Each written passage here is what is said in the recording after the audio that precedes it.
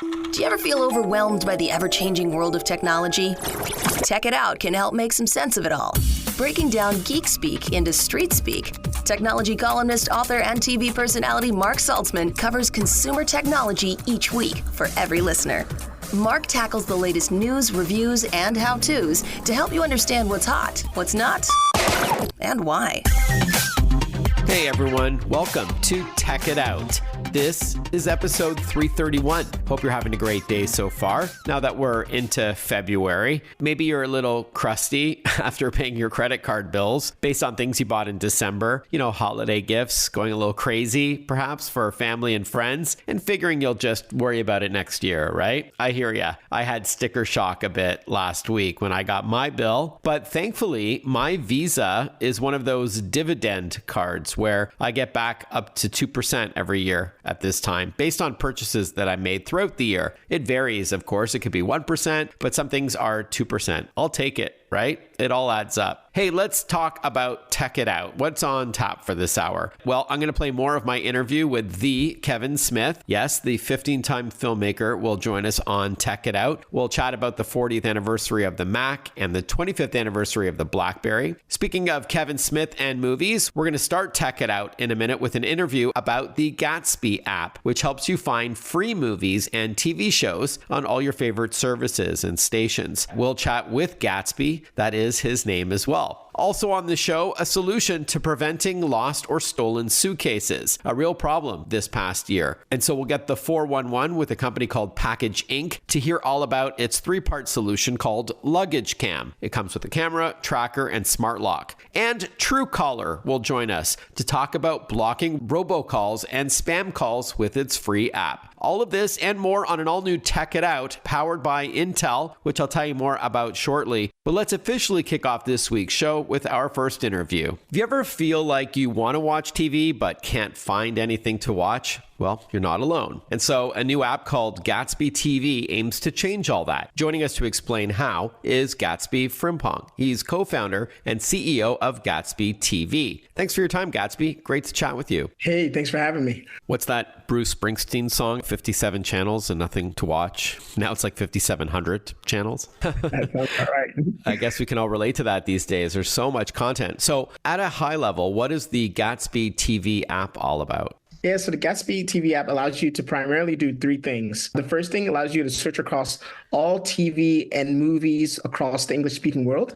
And so that's a really good feature there because instead of going in and out of Netflix and out of Hulu and out of Amazon, you can do it all in one place. The second thing it does is that it shows you where you can watch any TV or movie for free via subscription or where you can buy it, which is really awesome also. And then the third thing that it does is it allows you to send recommendations to and from friends and family members. So if you're at the water cooler or if you're at brunch talking to someone about this new show you just watched, maybe it's Bridgerton or something like that, you can simply just pull out your phone and send a recommendation via the Gatsby app to a friend. And then next time they're interested in looking for new shows to watch, they'll see the list of recommendations from all their friends. So you mentioned Netflix as an example. Does Gatsby TV, this app, only work with streaming services or also cable TV, network TV? Yeah, so basically anything that's on TV. So it could be on cable networks. It could be something that's streaming. It doesn't really matter because what we do is, again, tell you where you can watch it for free via subscription or where you can buy it. And then within the app, when you click the TV show, it'll actually send you out to the Netflix app. It'll send you out to the TBS app. Amazingly, they have one. And any other app that any of these stations have. Okay, so when you say free and subscription, like obviously Netflix is a paid service, but are you referring to services like Tubi and Pluto and all that where they may have, like if I'm like, hey, I want to watch the movie Total Recall, and the Gatsby app will like, well, hey, Mark, you don't have to pay for that. Did you know that Tubi has it if you don't mind sitting through a couple of little ads? Is that kind of the idea? Yeah, that's 100% it, because right now people are unaware of how much free TV there is actually out there. And so we like to put it up front and center so that people know that they have other options. And you have data that shows that people can spend up to 30 minutes just to try and find something to watch. Is that right? Yeah, it's absolutely insane. It's kind of what brought me to sort of start the Gatsby TV app was this essential problem because it was a problem for me. I couldn't find TV shows or movies to watch. And I thought, I have a litany of various streaming video on demand services from Netflix to Hulu to Amazon Prime to Apple TV Plus, Paramount Plus. To Disney, to HBO. Yeah, it goes on and on. Yeah. In some ways, it's not a problem of choice. Like we have a lot of choices, but if not too much. Exactly. And it's trying to figure out how to sort through the minutia to find the actual good stuff, because honestly, there's more bad stuff out there than good stuff. Right. When you buy something digitally, you own it, right? Whereas with streaming services, you kind of rent it. Is that fair? Yeah. So in terms of this, what we do in the app is you don't actually buy a subscription or anything via us. You use your current subscription. So you log into Netflix on your phone, you log into Hulu on your phone, etc. Yeah. And so what ends up happening is when you search for a show and it's on one of those networks, we'll actually kick you out of our app into their app. And so if it's something that you've already bought digitally, then yeah, it's totally fine and easy for you to watch with no need to rent or anything like that. But if you haven't already bought it digitally from them, well, you got to pay. Yeah, understood. Thank you for that. Do you browse by station or service, or do you do a keyword search, or it's a bit of both? You can do everything. So there's many different permutations of this. So you can go in and you can type in Dark Knight and it'll show you all the various Dark Knight movies if you want to do a text-based search. But if you say, okay, I don't really have enough time to binge on a TV show, it's just a Friday night and I want to watch a movie, you can actually filter and find a movie. And then if you say, well, I'm looking for a movie, but I want something that's either on Netflix or Hulu or maybe on Paramount Plus, and I want it to be a horror comedy, then you can also actually sort by those various parameters. Yeah, so it's a lot of different ways in which you can search. You can choose to search by network, not by network and by genre, stuff, movies, etc. So cool. Yeah. Speaking of horror comedy, I just watched Scream again. From 2000, I think it was. So anyways, Is there any AI to Gatsby TV? That is, could your platform know that I do like horror movies or sci-fi TV shows and not rom-coms, for example, and then it'll learn that over my preferences? Or do you have to type that in? Yeah. So this is interesting because we're going very much against the grain and very much against the culture today in terms of AI. For me, I love AI. I think AI is great. I'm currently actually studying AI at Stanford University. And so it's not that I'm against AI at all. My thing really is that we're building an app for people. Right? We're not building an app for users, right? And I use that distinction because to me, users is something you would call like a drug addict or something, right? And so for me, what I say is if we're building an app for people, then we need to build it in a way in which people are using it the way that they actually do things in real life. And so again, going back to my example before about being at a water cooler, or being at brunch, or sending a text to a friend, this is how people generally find TV shows and movies. And so within the app, the way that you actually find and you discover new TV shows and movies is via a recommendation from a friend. So you send me a recommendation, you say, hey, I've watched this new TV show, Game of Thrones is absolutely awesome. Word of mouth. I see the recommendation and I start watching on HBO, and the app will actually tell the user who's sent the recommendation initially, oh, wow, your friend started watching Game of Thrones. And so it starts this conversation between the two friends, or it continues the conversation. So next time they meet offline, they can say, oh, yeah, what did you think about, the Red Wedding or something like that, right? And so you can very much start watching a show with their friend and see where their progress is. And again, continue to have those in-person conversations. Awesome. We're chatting with Gatsby Frimpong. He's co-founder and CEO of Gatsby TV. This is an app that helps you find something to watch. And I understand, Gatsby, that you've already had over 100,000 downloads so far. Yeah. Wow. Congrats. And is there a way to find content that's highly rated, like a Rotten Tomatoes kind of system, anything like that? Yeah. So within the app, you can search by various different parameters, whether you want to watch a movie versus a TV show, something on Amazon versus Netflix,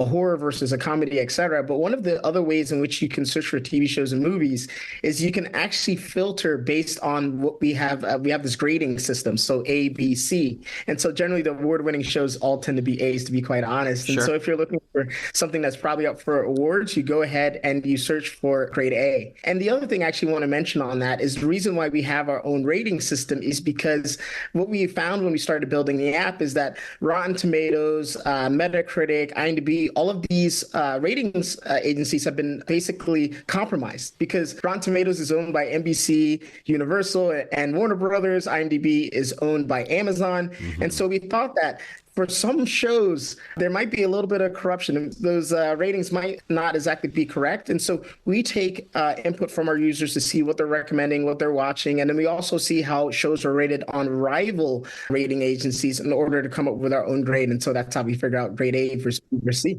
And confirming that Gatsby TV is available for both iOS, so iPhone and iPad, as well as Android devices, yeah? Gatsby TV is available on the Google Play Store as well as the Apple App Store. And so you can basically find it on any device. And then, outside of that, you can also find us on the web at www.gatsby.tv. That's another way to use our application. Yeah, because some people may prefer a bigger screen, like a laptop or a desktop computer. So Gatsby.tv will also work? Yes, and we are currently working on the Apple TV version of the app too. So. Oh, cool. Before we wrap up, how much does it cost to use Gatsby TV? And if it's free, how does Gatsby TV make money? It's a completely free app, and we do not make any money whatsoever. This is kind of right now actually out the goodness of my heart, because again, this is a problem that I had myself. And so I decided, why not put something good out there in the world that'll help other people solve the same problem I have. Completely free to download from both the App Store and Google Play Store, or you can head over to www.gatsby.tv. Great Gatsby indeed. I'm sure you haven't heard that before.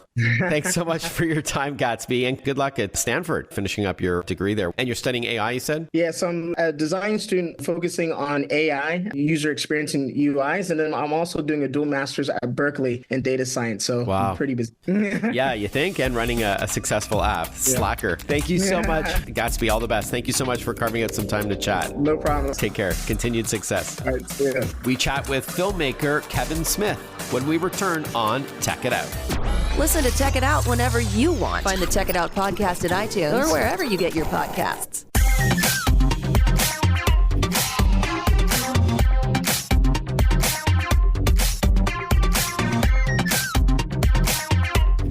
Welcome back to Tech It Out, powered by Intel and its Intel Core Ultra processor, which represents the largest shift in Intel's CPU design in more than 40 years, adding generative AI capabilities to the laptop. This makes accessing your data more personalized, faster, and more secure than leveraging the cloud. Get immediate results by asking your computer something like, "Show me the email where I was promised a raise," or "Where are my wedding photos?" The AI PC is here. More info is at intel.com/Core Ultra. So as I mentioned last week on Tech It Out, it was a real thrill to be interviewed by Kevin Smith on KFI AM 640, the #1 talk radio station in Southern California, and the #1 talk station on the iHeartRadio platform. We talked tech, and I want to continue playing some of that interview right now. 40 years for the Mac as of yesterday, and then 25 years for the BlackBerry. 25 years since BlackBerry was all the rage? Right. To the month. But this was before it was a phone. So this was an email pager. But it was the first time that with a little device that looked like a pager, you can receive email on the go and reply to it. That was like earth-shattering, and mostly for mobile professionals. Like, it was executives who was using that. And then it wasn't until 2002 when the BlackBerry 5810 came out that it was both a cell phone and this secure email platform with a physical keyboard. I should actually backtrack for a second. I said the iPhone killed BlackBerry. In this business particularly, literally everybody had a BlackBerry, including the president. The president. But it wasn't until, here's what I wanted to clarify, it wasn't until 2011, so 3 years after the iPhone came out, that BlackBerry was at its peak with 85 million world. Yeah, a lot of people think that iPhone came out in 2008, Android a year later, and it decimated the BlackBerry business. And the film isn't exactly clear about this either, the BlackBerry movie, if you've seen that. The one directed by Matthew Johnson. Yeah, right. Great flick. Debuted at TIFF. Wonderful director. Yeah, and you've been up here for TIFF, right? Many times. Of course.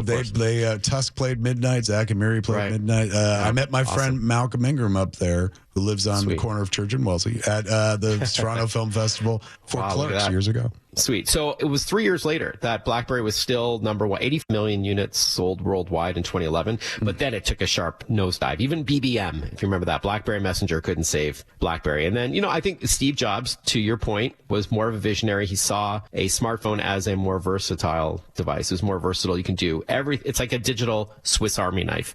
It wasn't just for email. Where BlackBerry, they were just set in the fact, nope, this is a corporate device and nobody wants to play games on it. They were wrong. I'll be honest with you. I would have been the BlackBerry guy. Like, I would not have had the vision to see everything one could do on a smartphone. To me, it's like, it's a phone, and I get my phone while I'm on the go. Well, that's good enough. And now I could get text. Well, what more do you want? And then somebody was like, oh, so much more. Don't you want to watch pornography on your phone? Don't you want to watch Netflix? Don't you want to do your banking on your phone? Well, it does have a screen protector. So if you're going to watch porn on sorry, I had to go there. Oh, Mark. That is tech talk if I've ever heard it. That's getting very technical.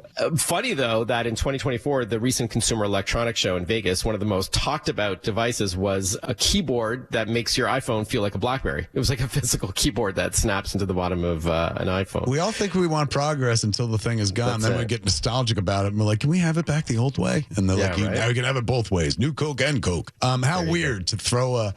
I guess you could do that with iPads, right? An overgrown iPhone is an iPad, and they come with those keyboards that you can lean on. So I guess it makes sense that like someone would do something like that for an iPhone. But that was a skill set that most thought was long gone, being able to type fast on a BlackBerry, because that went away. They had the traditional keyboard, right? They did the QWERTY UI open, the same ASDF, JKL semicolon. Yep, they did. They pioneered that. And then iPhone, a lot of naysayers said, iPhone's going to bomb because people don't want to type on a touchscreen. Well, people learn pretty quick. And then with AI, that helps you type because it's guessing what you want to say, even though we don't have a ducking clue sometimes what our iPhone thinks we want to say. Oh, my Lord, I just put that together, right? With all this talk about like AI is the enemy. And meanwhile, it's been in our lives forever, helping you spell, honor with a U. I talk into my devices because I find it's much faster and more accurate than me typing. I got fat thumbs. I'm just like, I can talk really fast and it gets it like 99%. Do you ever write screenplays like that, or is it all typing first? Never occurred to me to actually try for writing a screenplay. What leaps to mind instantly is Melvin Douglas, his character dying in Being There, the Peter Sellers Being There movie.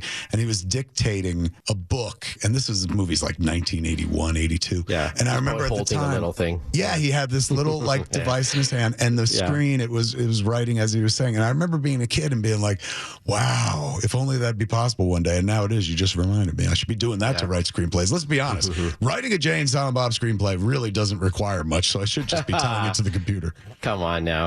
Don't put yourself... 15 movies you've directed, and most of them you've written. 15 movies, none of them good, Mark. Oh, stop. Before we wrap up, speaking of 2002, when the BlackBerry phone debuted, I had a book called DVD Confidential, and it was all about the Easter eggs that you can find on, so I was leveraging my video game background to write a book about these secrets that were buried on all these discs we were buying.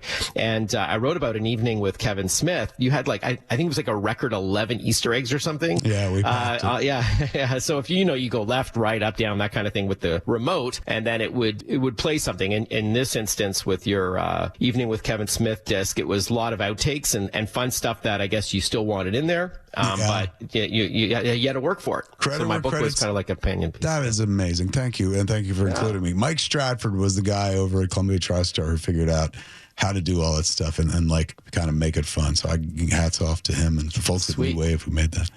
Hey, Mark Saltzman, that tech talk was some of the techiest talk we've ever talked, man. Many thanks for joining us. As a film buff, that was quite a kick to be interviewed by Kevin Smith. When we return on Tech It Out, how to track your lost or stolen suitcases with a solution called LuggageCam. We'll be right back. Want to follow Mark? Google him. Mark with a C and Saltzman with a Z.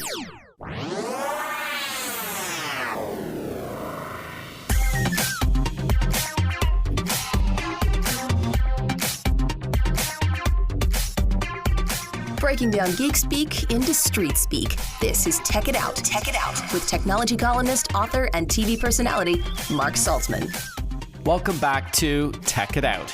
If you traveled in 2023 at all and wanted to keep track of your luggage, you might have used or at least considered AirTags, little tracking devices that can help you spot your bags on a map if there's an issue. And coming out of COVID, there have been countless stories of lost luggage. But a new solution called LuggageCam from a company called Package Inc. may take it to the next level. Joining us to tell us all about what they're cooking up for this year is Brian Davis, CEO of Package Inc. Thanks for your time, Brian. Good to chat with you. Thank you. It's a pleasure to be here. Why don't we dive right in? At a high level, tell us what Package Inc. is all about and the LuggageCam solution for travelers. Package Inc. is solving one of the largest pain points of travel: lost and stolen luggage. Over 76,000 bags are mishandled by airlines every day, adding up to about 28 million bags per year.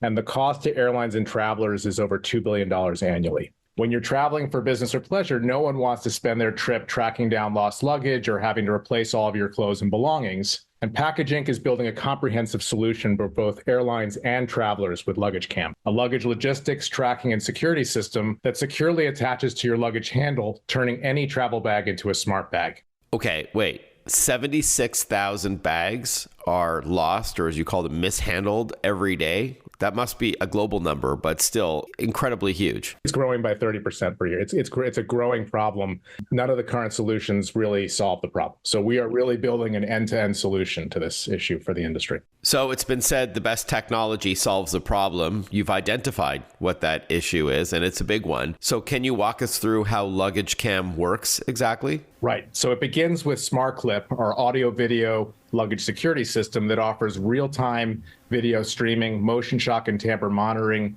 mobile alerts and alarm, and securely attaches to any luggage handle. And then our Smart Tag, which is our digital luggage tag that attaches to the SmartClip and empowers airlines, baggage handlers, and passengers with real-time on-luggage alerts such as flight status, gate changes, baggage handling instructions, and more, preventing luggage from getting misplaced during your travels.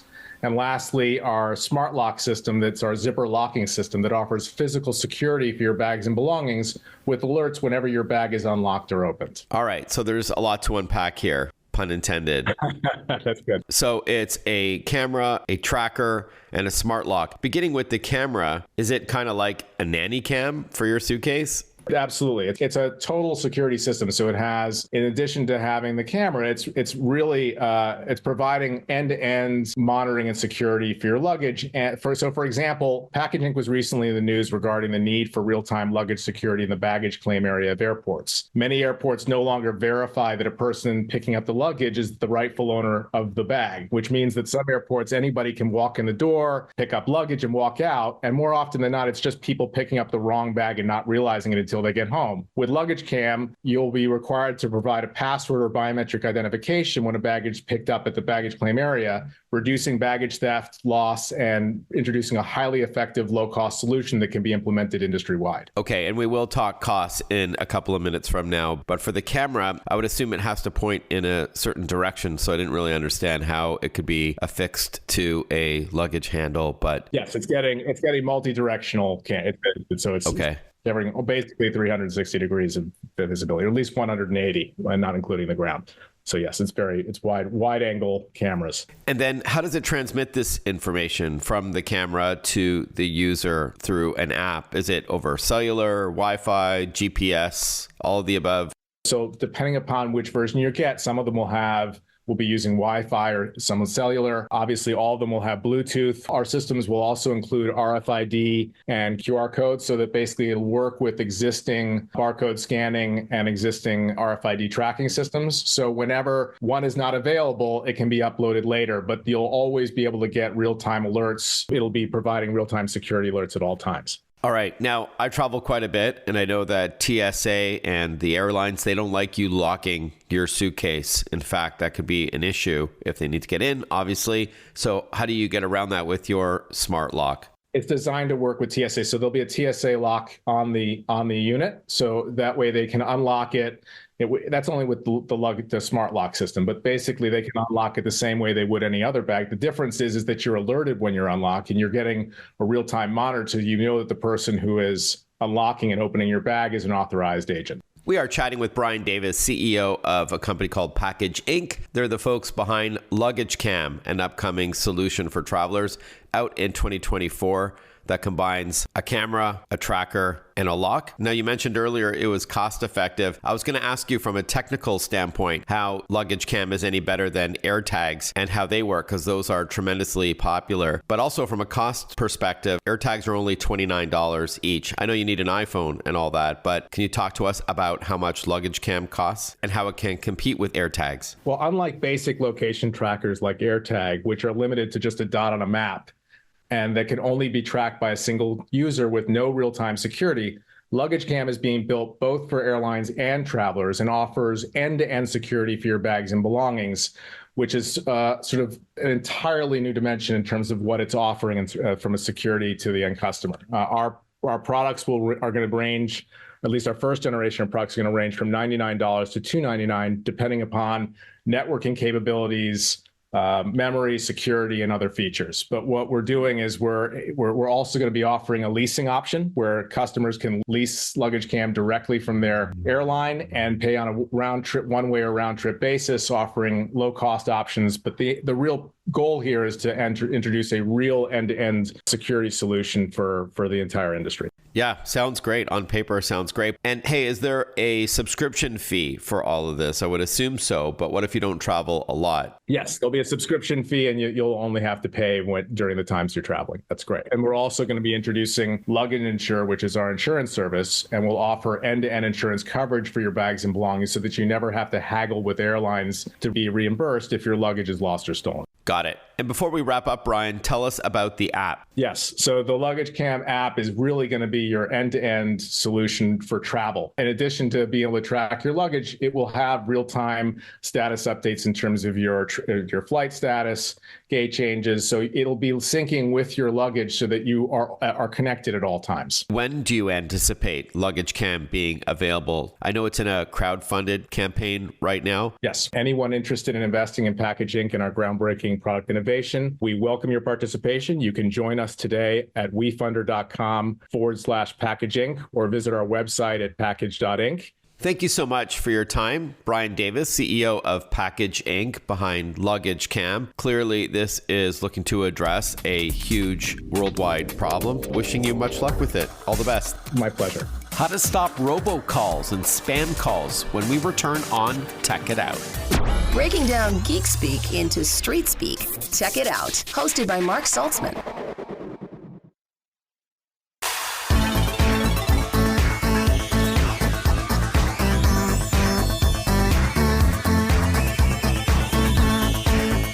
Welcome back to Tech It Out. Before we talk with Truecaller to protect you from robocalls and spam calls, and speaking of privacy and security, we do talk about cybersecurity a lot on Tech It Out and how you can best protect yourself in the digital age, even if you're not tech savvy. One part of the solution is securely shopping, whether it's online or at retail. And so I'm thrilled about my partnership with Visa on Tech It Out, as they've made significant investments in fraud prevention over the past 5 years. How much, you ask? As much as $10 billion. That's billion with a B, to support Visa's brand promise to protect the financial information of individuals and businesses. Zero liability means peace of mind when you shop online using your Visa. There can be no half measures when it comes to cybersecurity, which is why the company takes an aggressive and multi-layered approach to combating the rising threat of malicious software and other threats by well-funded and global criminal enterprises. Read more about Visa and how securing the world's payments is priority one at visa.com/security. Robocalls and spam calls are bad enough. I think we can all agree to that. But the advent of AI, or artificial intelligence, may make it even worse in 2024. To talk to us about the problem and solution, we're joined by Clayton Leah Broughton. He's Senior Strategic Advisor at Truecaller, one of the more popular apps that attempts to stop unwanted calls. Welcome to the show, Clayton. Good to chat with you. Hey, Mark, thanks for having me. And it is a plague, and love to talk to you about how it's going to get worse before it gets better, but how it's going to get better. Okay, so there's a silver lining here. And I'm glad that you took my call, because I figure you could have blocked me easily with your software. So you didn't come through as spam or AI, so that was good. That's good to know. All right, now before we do talk about AI, tell us what robocalls are exactly, just so we're all on the same page here. Yeah, I think it's important to kind of establish a glossary of this. Robocalls were originally automated calls for telemarketing, right? And so what was robotic about them was, number one, the mass outdialing of calls, and number two, a mechanical voice or a robotic voice that was pitching one product or another, or maybe it was informative, and so not all robocalls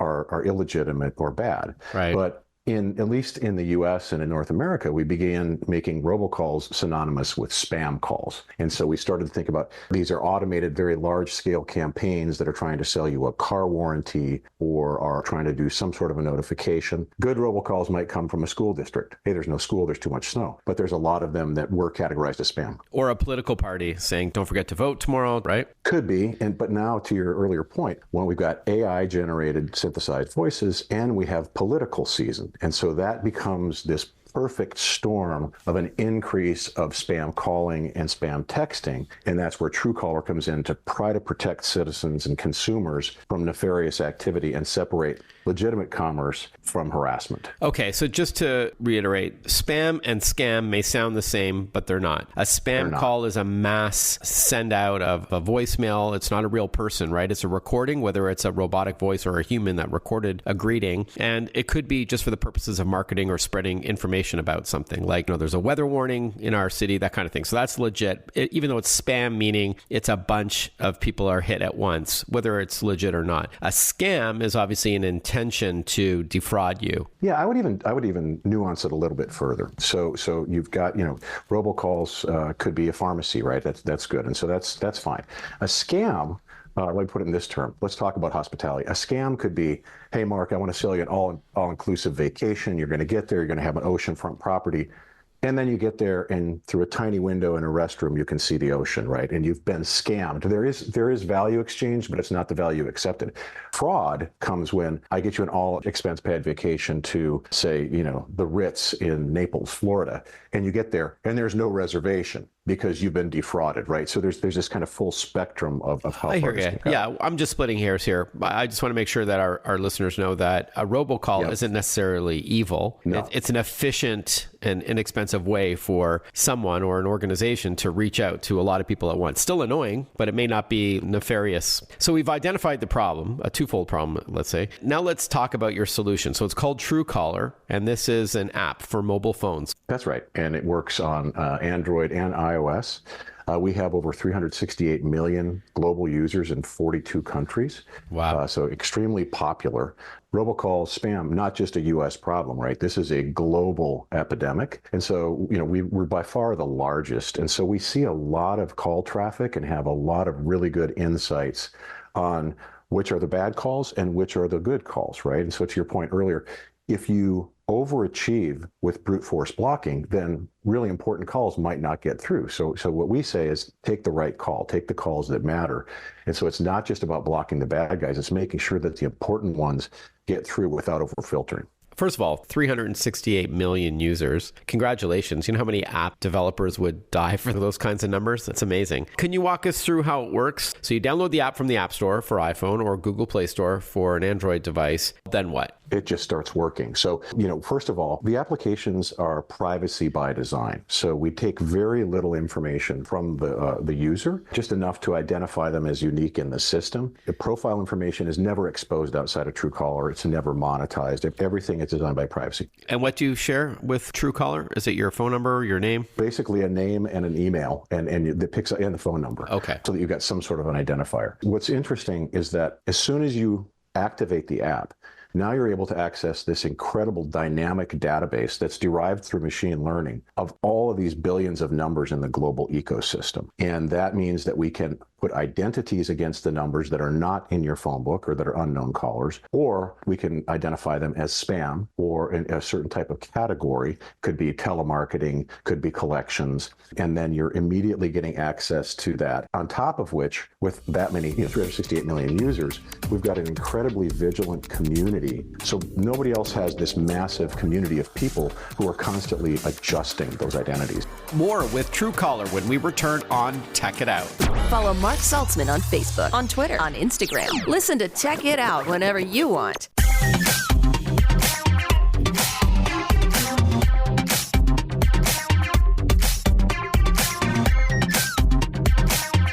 We are chatting with Clayton Leah Broughton at Truecaller. That's the name of the company and the app that you can look for at your favorite app store. Truecaller is one word. And I guess that these callers they're often spoofed numbers. They're not real. So even if you try to block a number that's coming in, it may look like even the same area code that you're living in, which is by design with these spammers or scammers. Even if you block that number, that same call can come in an hour later under another number, right? It's not even a real number. Yeah, so there's a lot of that. Now, I will say that, the regulators and the carriers have made some steps against that, which we call neighbor spoofing, what you just described. Because you're more likely to pick it up if it's the same area code. Yeah, it looks like it's from somebody in town. I'll pick it up. But what's really interesting is that there's criminals who are kicking off these scam campaigns, these fraud campaigns. They're not only really good technologists that can figure out how to insert a phone number, they're astute psychologists. So they can social engineer a message that's going to sound relevant to you from what they know about you from social media and other resources.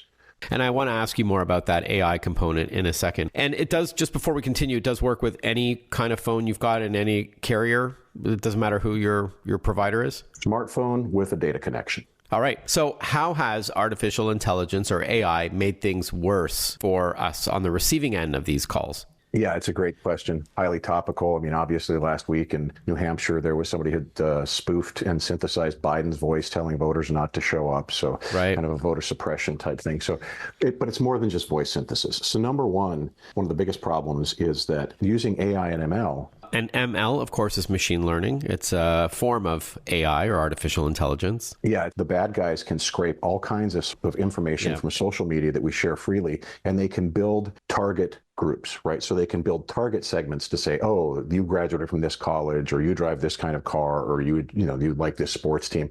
They can be very, very targeted.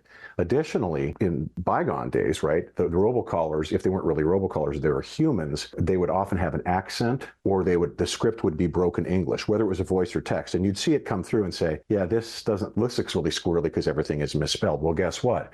We're in the age of generative AI. So now you can have legitimate sounding voices with really good scripts that are targeted and contextually relevant to you. That's weaponization. Yeah, and there's also these scams that we've heard about, Clayton, of employees who are getting voice calls from what sounds like their boss telling them to wire money to this supplier or this, partner here and there, and it's fraudulent. It sounds legit because it's AI. It sounds like their exact boss. They're using like just a couple of seconds of their real voice in order to generate this script. It's pretty scary. It's really scary. So think about what goes into that. I only now need to sample your voice for about 9 or 10 seconds before I can start synthesizing messages that has Mark Saltzman saying just about anything I want him to. Now, that's part of it. Now, the other piece of it is somebody's probably gone into LinkedIn or a similar platform and saying, what's the hierarchy? Oh, Mark reports to Clayton. So let's go after Mark with Clayton's voice. So there's all this technology that goes into these spear phishing. I think we'll see a lot more spear phishing scams than what we used to see were just these kind of shotgun approaches to just grabbing as much as you could in a numbers game. All right. I think it would be remiss not to ask you about tips to reducing the odds of these scammed and spammed calls that we're getting and robocalls. Obviously, Truecaller is one part of the solution. What else can we do? Shy of not picking up the phone ever.